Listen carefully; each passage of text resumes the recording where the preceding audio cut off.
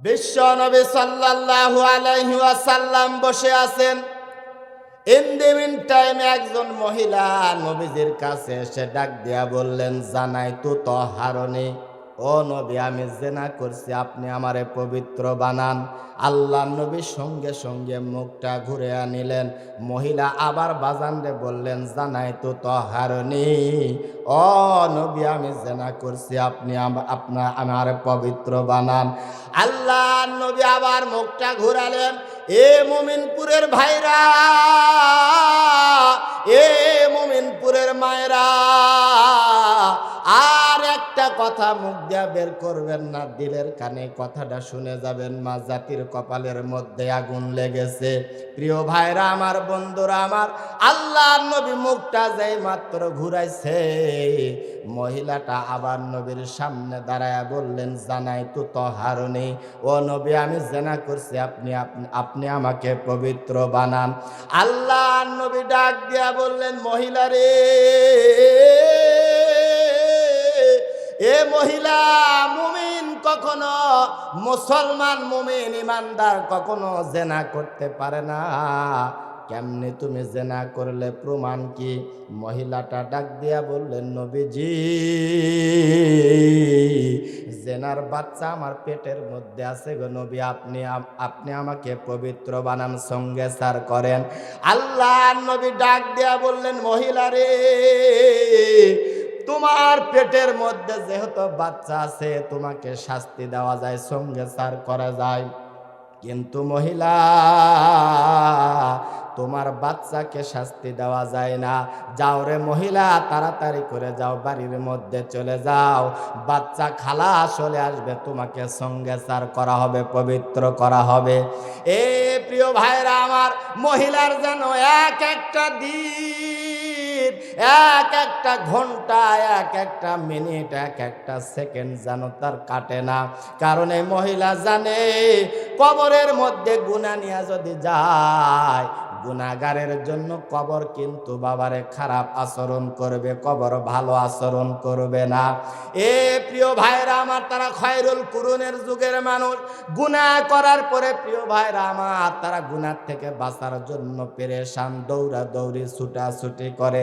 আর আমরা গুনাহ করার পরেও গুনাহ মাফ চাওয়া তো দূরের কথা, নিত্য নতুন পন্থায় সবাই মিলে একসাথে কিভাবে গুনাহ করা যায়।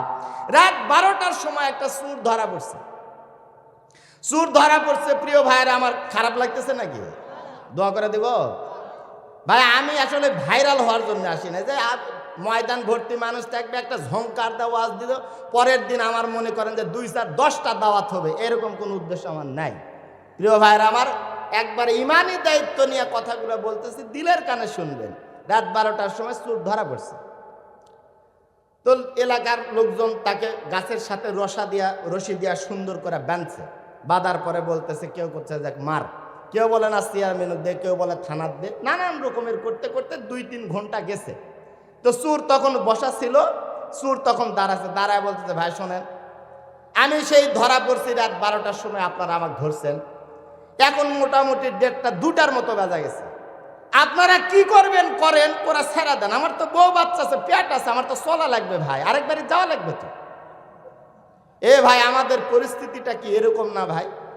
গুনাহ করার পরে গুনাহ মাফ চাবো, গুনাহ থেকে বাঁচবো কিভাবে, এই ফিকির আমার আপনার ভিতরে নাই। নিত্য নতুন পন্থায় এ ভাইয়া কে কিভাবে, দেখেন আপনার ভাইরাল হওয়ার নেশায় পাগল পাড়া দিশেহারা। গত বছর এক মাহফিলে গেছি, এই যে আমার বইয়ের ভাই শালা যাকে বলে আর কি, ও আমার সাথে আছে। এক সুন্দরী এক বেটি যুবতী এসে বলতেছে, হুজুর একটা ছবি তুলবো আপনার সাথে। আমি তো বললাম মহা বেকায়দা, এবারে আমার সাথে যদি ছবি তুলা ফেসবুকে ছাড়ে, পরের দিন কি আর ওয়াজ চলে বারে? তো বললাম যে আমার আইডিতে অনেক ছবি আছে, নিয়ে আপনি ছাড়েন। তো বলে যে না, ওইভাবে না। তো কিভাবে? বলে যে আপনি আর আমি একসাথে একটা ছবি তুলবো। তো ছবি দিয়ে কি করবা? বলে আমাদের এলাকাতে আপনি ওয়াজ করার জন্য আসছেন, আমাদের বাড়িতে খাইলেন, আমাদের বাড়িতে থাকলেন, একটা ছবি ফেসবুকে না দিলে কেমন লাগে বলে? এ ভাইয়া, নিত্য নতুন পন্থায় গুনাহ করতেছি আমরা, গুনাহ থেকে বাঁচার কোনো সিস্টেম নাই। কিন্তু খয়রুল কুরুনের যুগের মহিলা বাবা গুনাহ করছে, গুনাহ নিয়ে কবরের মধ্যে যেতে চায় না। আল্লাহর নবী ডাক দিয়া বললেন, মহিলা বাড়ির মধ্যে চলে যাও। এইবার মহিলা বাড়ির মধ্যে চলে গেছে। বাচ্চা খালাস হওয়ার পরে মহিলা চলে আসছে নবীজির দরবারে। ডাক দিয়া বললেন, নবীজি আপনি আমাকে পবিত্র বানান। আল্লাহর নবী ডাক দিয়া বললেন, মহিলা রে, তোমার কোলের মধ্যে যে বাচ্চা আছে, এই বাচ্চার খাবার আমার আল্লাহ তোমার বুকের উপরে রিজার্ভ করে রাখছে। এই বাচ্চার যতদিন ওই খাবার শেষ না হবে ততদিন পর্যন্ত তোমাকে পবিত্র বানানো যাবে না। ফিরে যাও, বাড়িতে চলে যাও। ইয়া আইয়ুহাল্লাযীনা আমানু তুবু ইলাল্লাহি তাওবাতান নাসুহা। আল্লাহু আকবার। আমার ভাইরা, আমার বাবাজিরা, এইবার মহিলা ভারাক্রান্ত হৃদয় নিয়ে বাচ্চাকে কোলের মধ্যে নিয়ে বাড়ির মধ্যে গেছে। দীর্ঘদিন বাচ্চাকে দুধ পান করানোর পরে বাচ্চা যখন দুধ পান করা শেষ হয়ে গেছে, বাচ্চাকে কোলের মধ্যে নিয়ে বাচ্চার হাতের মধ্যে একটা রুটি দিয়া নবীর দরবারে আসছে। ডাক দিয়া বললেন, নবী, এই যে তাকায়া দেখেন আমার বাচ্চা দুধ পান করা শেষ হয়ে গেছে, রুটি খাওয়া শিখেছে। নবীজি তাড়াতাড়ি আপনি আমাকে পবিত্র বানান। এ মোমিনপুরের ভাইরা, আল্লাহর নবী ডাক দিয়া বললেন, সাহাবীরা, এই মহিলাকে রশি দিয়া বেঁধে মহিলাকে নিয়ে যাও, মরুভূমির মধ্যে নিয়ে যাও, বুক পর্যন্ত গেড়ে দাও। মহিলাকে সঙ্গে সার করো, পাথর মারো। প্রিয় ভাইরা আমার, বন্ধুরা আমার, এ মহিলাকে যখন সাহাবারা যখন নিয়ে যায়, ছোট্ট বাচ্চা ডাক দিয়া বলেন, নবীজি, ও নবী, আমি না ঘুমাইলে আমার মা আমাকে ঘুমায়া দেয়, আমি যদি না খাই আমার মা আমাকে খাওয়ায়া দেয়, আমি গোসল না করলে আমার মা আমাকে গোসল করায়া দেয়। ও নবী, এই লোকেরা আমার মাকে টানা হিসরা করে কোথায় নিয়ে যাচ্ছে? প্রিয় ভাইরা, ছোট্ট বাচ্চার কথা শুনে নবীজির চোখের কোনা দিয়া মুক্তার দানার মতো দরদর করে পানি পড়ে যায়। কারণ আল্লাহর নবীর দিলটা বড় নরম। নবীজি কারো চোখের পানি সহ্য করতে পারে না বাবা। কারণ আমার নবীও ছিল এতিম। আমার নবীজি 6 বছর বয়সে মার সাথে যখন ওই আবহাওয়া প্রান্তরে যখন গেছে বাবার কবর দেখার জন্য, প্রিয় ভাইরা, উঁচু একটা জায়গার দিকে তাকায়া ডাক দিয়া বললেন, মোহাম্মদ, ওই যে তাকায়া দেখো, ওইটাই হলো তোমার বাবার কবর। আল্লাহর নবী, প্রিয় ভাইরা আমার, বন্ধুরা আমার, এই কবরের কাছে গিয়া নবীজি হাওমাও করে কাঁদতেছে। এমন সময় আমার আল্লাহ ডাক দিয়া বললেন, আজরাইল, তাড়াতাড়ি যাও, ওই আবহাওয়া প্রান্তরে আমার নবীর মা আমিনার জানটা কবজ করে নিয়ে আসো। আজরাইল কান্দে ডাক দিয়া বলেন, আল্লাহ, এত কঠিন হুকুম আপনি আমাকে দিবেন না। আপনার নবী কেবলমাত্র 6 বছর বয়সের বাচ্চা। এই মুহূর্তে আপনার নবীর মায়ের জানটা যদি কবজ করি তাহলে আপনার নবীর কি অবস্থা হবে? আল্লাহ ডাক দিয়া বললেন, আজরাইল রে, পৃথিবীতে যার কেউ নাই তার আছে আল্লাহ। সুবহানাল্লাহ। নবী আমার ডাক দিয়া বললেন, বাচ্চা রে, তোমার মাকে পবিত্র বানাবার জন্য তোমার মাকে নিয়ে যাওয়া হচ্ছে। প্রিয় ভাইরা আমার, মরুভূমির মধ্যে নিয়ে যায়া বুক পর্যন্ত মাটির মধ্যে গেড়ে দিছে। এই ভাইয়া পাথর মারতেছে। হযরতে ওমর একটা পাথর মারছে রাগ করে। এ প্রিয় ভাইরা আমার, চোখা পাথর মাথার মধ্যে লাগা মাথা ফাইটা ফিনকি দিয়া রক্ত বের হইছে। রক্তের ফোঁটা হযরতে ওমরের জুব্বার মধ্যে লাগছে। হযরতে ওমর জুব্বা ঝাড়া দেয় আর ডাক দিয়া বলে, আমি নাপাক হয়ে গেলাম রে, নাপাক মহিলার রক্ত আমার শরীরের মধ্যে লাগছে। আল্লাহ নবী বসা ছিলেন, নবী একটা দৌড় দিয়া হযরত ওমরের কাছে গেল। হযরত ওমরের মুখটা চাপটি মারা ধরছে, ডাক দিয়া বললেন, ওমর রে, বারবার করে আমি নবী এই মহিলাকে ফেরত দিছি, বারবার আমি নবী ফেরত দিছি, আমি নবী চাইছিলাম মহিলা গোপনে গোপনে মহিলাটা গুনাহ করছে, মহিলাটা গোপনে গোপনে তওবা করবে, আমার আল্লাহ হয়তোবা তার তওবা কবুল করবে। এ সাহাবী ওমর, বারবার ফিরা দিছি, কিন্তু মহিলা বারবার আমার নবীর কাছে আসছে।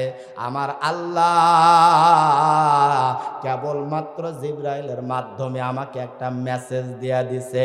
আল্লাহ রাব্বুল আলামিন জানিয়ে দিছেন, নবী এই মহিলা এত পরিমাণে তওবা করছে, আমি আল্লাহর কুদরতে পায়ে সেজদা দিয়া কানছে গো নবী, আমি খুশি হয়ে গেছি, এই মহিলাকে আমি আল্লাহ মাফ করে দিছি। এ ওমর, এই মহিলার তওবাকে ভাগ করে যদি মদিনার মধ্যে বন্টন করা হয়, মদিনার সব মানুষ জান্নাতের মধ্যে চলে যাবে। আজ না হয় কাল তুমি যাইবা কবরে, যাওয়ার সময় দেখবি চেয়ে গো তোমার সবই রইবে পরে, যাওয়ার সময় দেখবি চেয়ে গো। বাবা গেল, দাদা গেল, কেউ এলো না ফিরে, নানা গেল, নানি গেল, কেউ এলো না ফিরে, সবাইকে যাইতে হবে গো ভাইজান অন্ধকার কবরে, সবাইকে যাইতে হবে গো। জোরে কোন কথা বলেন, ঠিক কিনা? প্রিয় ভাইরা আমার, বন্ধুরা আমার, কবর বড় ভয়াবহ জায়গা। এই কবরের মধ্যে যদি আপনার আমলনামা খারাপ হয়ে যায়, কবরের মাটি দুই ধার থেকে এত জোরে চাপ দিবে। বিশ্বনবী রহমাতুল লিল আলামিন আম্মাজান খাদিজার উরাতকে বালিশ বানায়া নবীজি আরাম ফরমাচ্ছিলেন। এমন সময় আম্মাজান খাদিজার চোখ থেকে পানি টপ টপ করে নবীজির চেহারার মধ্যে পড়ছে। নবী আমার ডাক দিয়া বলে, খাদিজা, এ খাদিজা, কি হলো তোমার? তুমি এমন করে কেন কান্দো?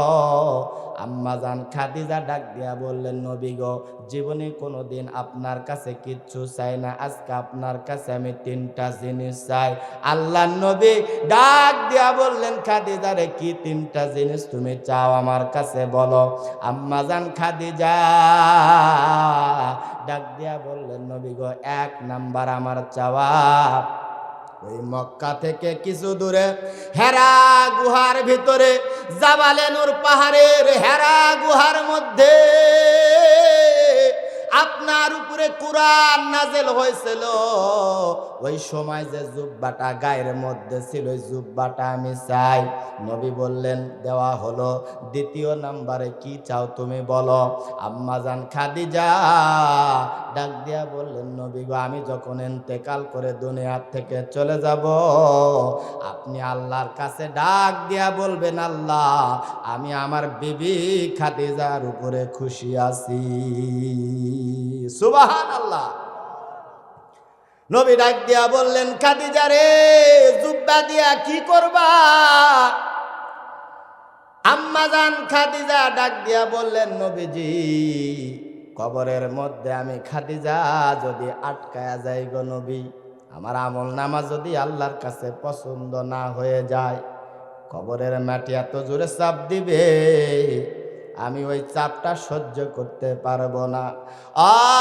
নবী, আপনার এই বরকতি জুব্বা আমি খাদিজার শরীরের মধ্যে যদি লেগে থাকে, আমার মন সাক্ষী দেয়, আপনার জুব্বার বরকতে কবরের মাটি আমাকে চাপ দিতে পারবে না।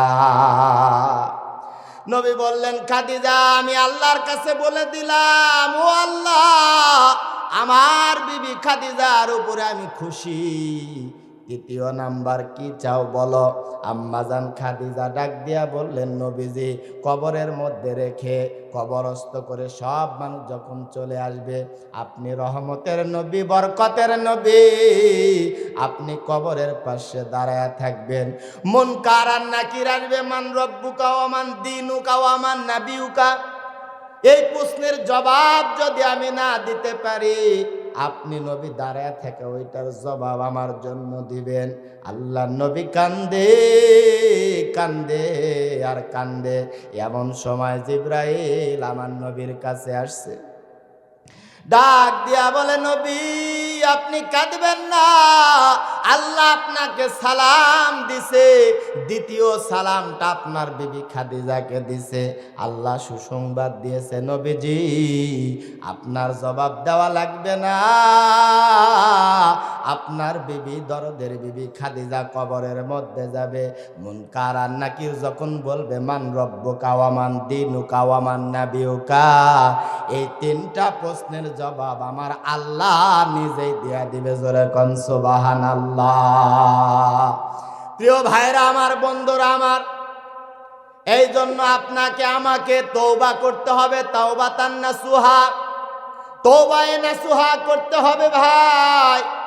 মুফাসসিরিনে কেরাম এই তাওবায়ে নাসুহার তিনটা ব্যাখ্যা দিয়েছে। প্রিয় ভাইরা আমার, এই তিনটা ব্যাখ্যার কথা বলতে অনেক সময় লেগে যাবে, কিন্তু প্রিয় ভাই এত রাত পর্যন্ত আর বক্তৃতা দেওয়ার সুযোগ নাই। আল্লাহর বান্দারে, সংক্ষেপে আপনাকে বলতে চাই, আপনার আমার যা পাপ আছে, এই পাপের জন্য আজকে আমাদেরকে তওবা করতে হবে। কোন দিন করবেন বলেন? 41 সাল পরে? এ ভাইয়া 41 সাল পরে? আজকেই তওবা করতে হবে। কালকে আমরা বাঁচবো কিনা আমাদের কোনো গ্যারান্টি নাই। আজকেই তওবা হবে। আল্লাহ রাব্বুল আলামিন আমাদের সকলকে, প্রিয় ভাইরা আমার, খালেস তওবা, বিশুদ্ধ তওবা করে আমরা যেন কবরে যেতে পারি। আল্লাহ রাব্বুল আলামিন আমাদেরকে তৌফিক দান করুন। ভাই অনেক রাত হয়ে গেছে, শেষ করে দিই। জি ভাই, আসলে অনেক দূর থেকে আসছিলাম, রাত তো বেশি হয়ে গেছে। ওয়াজের সময় আসলে এটা না। তো আপনাদের কাছে আমি মাফ চাই, দোয়া চাই। আসলে আপনারা অনেকক্ষণ ধরে বসে আছেন, হয়তোবা মনে করছেন যে জাহাঙ্গীর আলম ওসমানী নওগাঁ থেকে আসবে, ওয়াজ শুনবো। আসলে সময়টা খুবই সংকীর্ণ। আলহামদুলিল্লাহ, ইস্তিগফার করে, আস্তাগফিরুল্লাহ রাব্বি মিন কুল্লি যামবি ওয়া আতুবু ইলাইহি, লা হাওলা ওয়া লা কুওয়াতা ইল্লা বিল্লাহ। আলহামদুলিল্লাহি রাব্বিল আলামিন। রব্বানা আতিনা ফিদ দুনিয়া হাসানা ওয়া ফিল আখিরাতি হাসানা ওয়া কিনা আযাবান নার। মালিক, যেই দুইটা হাত তোমার দরবারে তুলে ধরেছি মাওলা, এই দুইটা হাত দিয়া কত কবরের উপরে মাটি উঠা দিছি, দুইটা পা দিয়া হেঁটে হেঁটে কত জানাজায় শরীক হয়েছি। জানি না রে মাওলা, নিজের ডাক কখন এসে যায়। কার জন্য জানে বাজারের দোকানে সাদা মার্কিন কাপড় চলে এসেছে।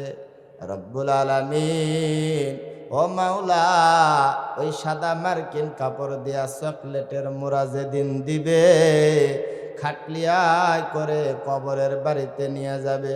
পিছনে পিছনে কত মানুষ কাঁদবে, কোনো মানুষ বলবে না কবরের বাড়িতে গিয়া টেলিফোন করো, মোবাইল করো। আর আব্বে কারিম আল্লাহ এই মাহফিলকে কবুল আর মঞ্জুর করে না আল্লাহ। আগামীকাল আল্লাহ সারা বাংলার আল্লাহ জনপ্রিয় একজন বক্তা মাওলানা আব্দুল খালেক শরীয়তপুরি হুজুর আসবে। আল্লাহ এই মাহফিলকে পরিপূর্ণ ভরপুর করে দিও মাওলা। আল্লাহ শরীয়তপুরি হুজুরের আল্লাহ হায়াতকে দারাজ করে দাও, আল্লাহ তাকে সুস্থতার নিয়ে আল্লাহ তার জবানকে প্রসারিত করে দিও মাওলা। আর রাব্বুল আলামিন আল্লাহ এই মাহফিল থেকে মাইকের আওয়াজ যত দূর পর্যন্ত যায় তত দূর পর্যন্ত মাটির নিচে যত মুর্দাগুন শুয়ে আছে রব্বুল আলামিন সকল মুর্দাগুনকে মাফ করে দাও আল্লাহ। এলাকার সকল মাসাজিদ সকল মাদারিসকে কবুল করে নাও। আর রব্বুল আলামিন খাস করে আল্লাহ তারবিয়াতুন নিসা মহিলা মাদ্রাসার আয়োজিত আজকের এই মাহফিলকে কবুল করো, মাদ্রাসাকে কবুল করো, মাদ্রাসার যত হাজত তোমার গায়েবী খাজানা থেকে দিয়ে দাও আল্লাহ। এই মাদ্রাসাতে যত উস্তাদ আছে উস্তাজা আছে মাওলা, যত ছাত্রী আছে মাওলা সকলকে কবুল আর মঞ্জুর করে নাও আল্লাহ। সন্ধ্যা থেকে গভীর রাত পর্যন্ত যত উলামায়ে কেরাম কথা বলেছে মাওলা সকল ওলামায়ের কথাকে আল্লাহ তুমি কবুল করে নাও আল্লাহ। যারা শুনেছে আমল করার তৌফিক দিয়া দাও। আয় রব্বে কারিম আল্লাহ, সমস্ত অফিসের দরজা বন্ধ হয়ে গেছে, গভীর রজনীতে তোমার দরজা খোলা আল্লাহ। আমরা গুনাহগার, আমরা খতাখার আল্লাহ, তোমার কাছে হাত তুলেছি, মেহেরবানি করে মাওলা আমাদের জিন্দেগির তামাম গুনাহকে মাফ করে দাও। সুবহানা রাব্বিকা রব্বিল ইজ্জাতি আম্মা ইয়াসিফুন ওয়া সালামুন আলাল মুরসালিন ওয়ালহামদুলিল্লাহি রাব্বিল আলামিন। আসসালামু আলাইকুম ওয়া রাহমাতুল্লাহি ওয়া বারাকাতুহু।